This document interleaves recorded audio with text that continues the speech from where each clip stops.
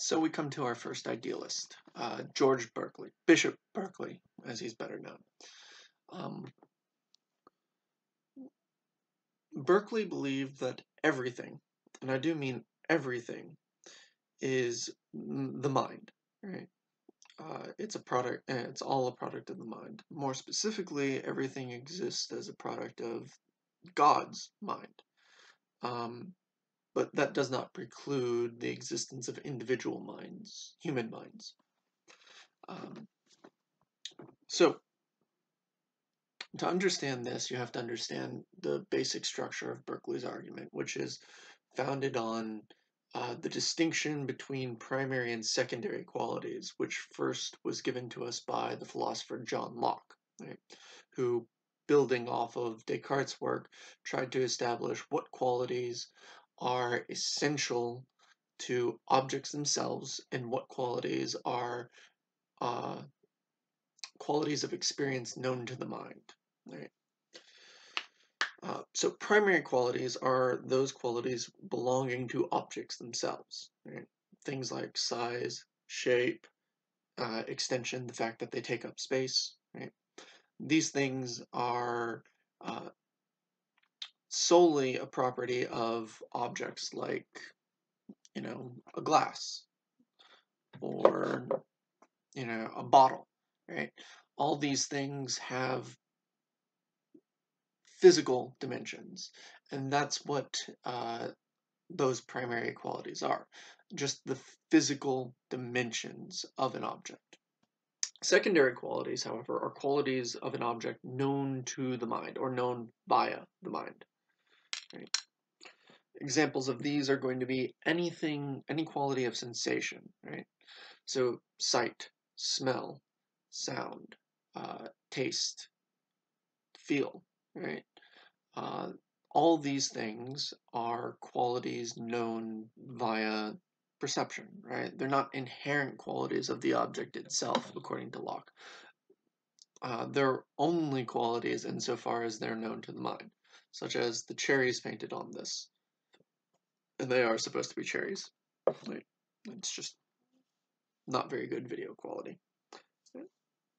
So, Berkeley contested that primary qualities, right, really are nothing more than secondary qualities. Right? And here's how his argument goes. Right? So everything you know in your mind. Primary qualities, therefore, are known through secondary qualities. Right? You don't know anything about this object, its dimensions, its shape, its size, the fact that it has extension, except through your senses, right? Except through sight, touch, taste, if you want to. Don't know why you would. It's an empty glass. But you could, right? Therefore, point 3, there exists only secondary qualities. Right? So all evidence for the physical, right, for the idea that there is a body or anything, is evidence known to us through the mind via secondary qualities. And if everything is known in the mind, and all evidence for a world,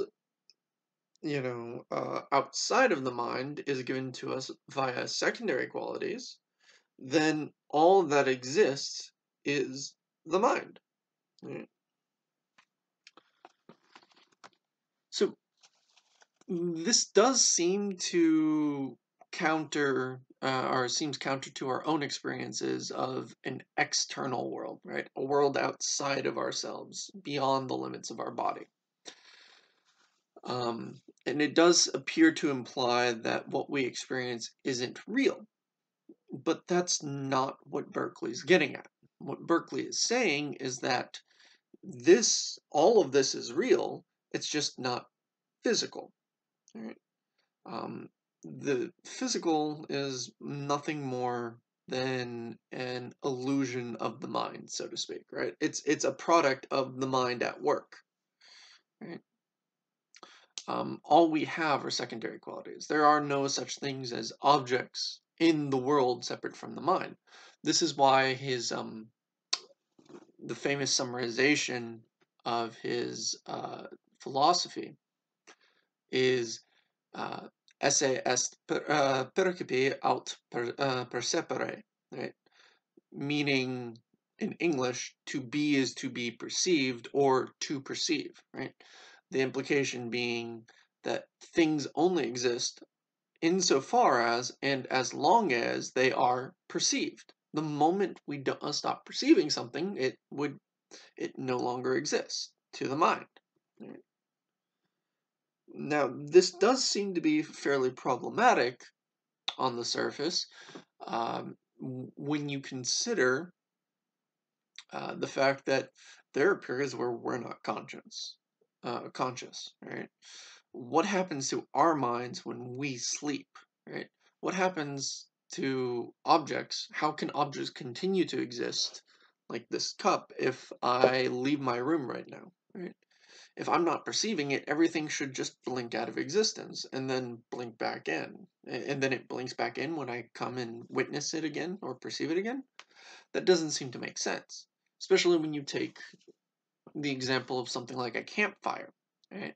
If it really did cease to exist the moment I stop perceiving it, such as when I go to the restroom, further in the woods, because smart camping involves like doing your business away from the campsite because it leaves it makes sure there are scent markers that might attract predators further away from where you're sleeping. Um, Always camp safely, kids. So there's where was I going with that? Oh, right. So if I build a campfire, I'm camping, I build a campfire, and I need to go to the restroom, and I wind my way through the woods, right, leaving the campfire unattended as it continues to burn, right, or unattended, right.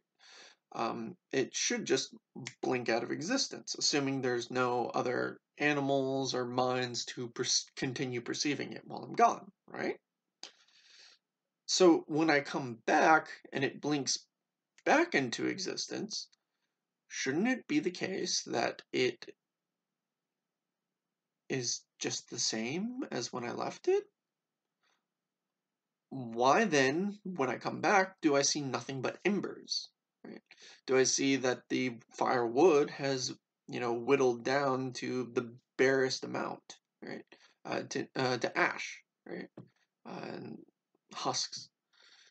Well, Berkeley's answer for that is that there is one universal mind that continually perceives everything, does not require rest, and is never unconscious, right? And that's God's mind, right? So God's mind is, the origin source for all creation. It's how all of reality continues to exist, right? Because remember, classic traits of God: omniscient, omnipresent, right? Meaning both eternal, right? Standing outside of time, able to view all time simultaneously, and unlimited, meaning he's able to see all parts of space simultaneously. So it's because there's this internal unbounded mind that can perceive everything simultaneously that things continue to exist even when we don't perceive them. And this includes our own minds, right? We're unconscious, but God perceives our mind being there, so therefore it is. And that's the explanation.